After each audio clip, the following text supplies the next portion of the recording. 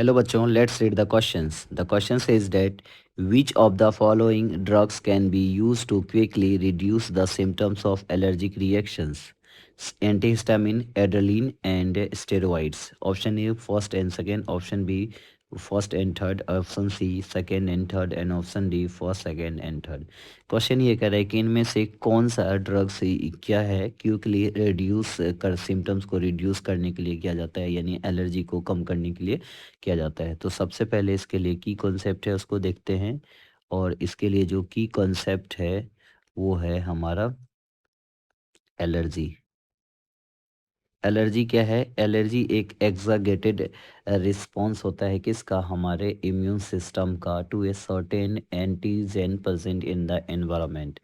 It is the exaggerated exaggerated response exaggerated response of immune system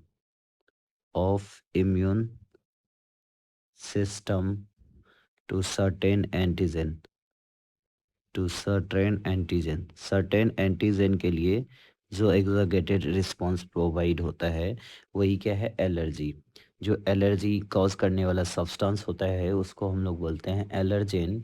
और allergy जो होता है किसके लिए? Due to the release of chemicals like the histamine and serotonin from the mast cells. और allergy के अंदर देखा गया है कि हम लोगों को क्या? Sneezing, watery eyes, running nose, difficult in breathing, pain वगैरह होता है। ये इसका क्या है?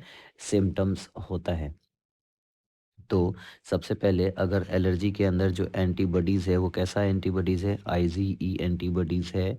और इसके अंदर जो सिम्टम्स होता है वो सिम्टम्स जो होता है वो कैसा देखा गया? नॉर्मली सबसे ज़्यादा सब सिम्टम्स देखा गया है वो हमारा sneezing, sneezing, watery sneezing, watery eye, running nose, running knows.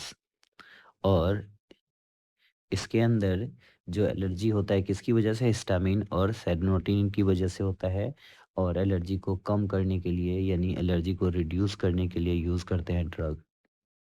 Reduce the allergy, reduce the symptoms of allergy बोला जाए तो कौन कौन सा ड्रग यूज़ करते हैं? Anti histamine, anti histamine,